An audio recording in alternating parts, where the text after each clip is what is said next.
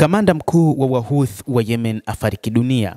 Jeshi la Yemen limetangaza kuwa mkuu wa majeshi Meja Jenerali Mohamed Abdi Al-Karim Al-Ghamar ameuawa. Taarifa iliyotolewa na Wahouthi wa Yemen imeeleza kwamba kiongozi huyo wa jeshi aliuawa baada ya kuwa na majeraha kutokana na mashambulizi ya anga ya Israel mwezi Agosti, pamoja na baadhi ya makamanda wengine na mtoto wake wa kiume mwenye umri wa miaka 13.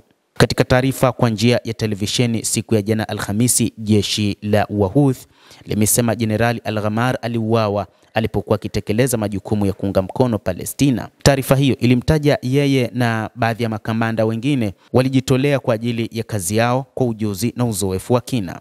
Shambulio la anga la Agosti 28 liliwaua pia waziri mkuu wa Yemen Ahmad Al-Rawahi na mawaziri kadhaa.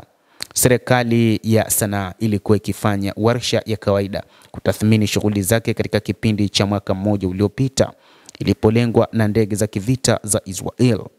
Licha ya hasara hiyo, jeshi la Wahouthi limesisitiza kuwa operesheni za kijeshi zimeendelea bila kusitishwa.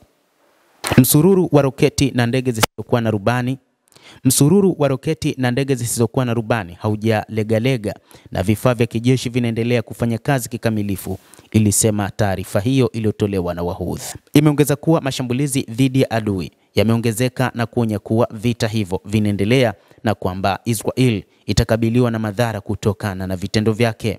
Tangu kuanza kwa vita vya mauaji ya kimbari vya Israel katika ukanda wa Gaza mnamo Oktoba mwaka 2023, vikosi vya Yemen vimekuwa na operesheni nyingi za kuunga mkono watu katika ukanda wa Gaza waliokumbwa na vita na kulenga shabaha katika maeneo yote ya Palestina inayokaliwa kwa mabavu, pamoja na kulenga meli za Israel zinazoelekea bandari katika eneo hilo linalokaliwa kwa mabavu.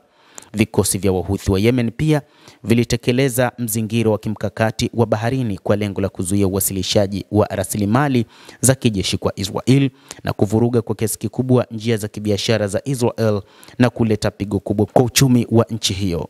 Huku kukiwa na usitishwaji wa mapigano tete kati ya Israel na Hamas, Sanaa imeonya kwamba iwapo Israel itakiuka makubaliano katika ukanda wa Gaza itakabiliwa na jibu kali na la maamuzi zaidi kutoka katika vikosi vya wanajeshi wa Kihouthi kutoka nchini Yemen.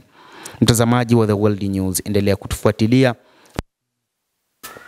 lakini usisahau kulike, usisahau kucomment, kadhalika na kusubscribe channel yetu hii ili upate habari hizi kwa mapana kupitia The World News. Naitwa Adam Hussein.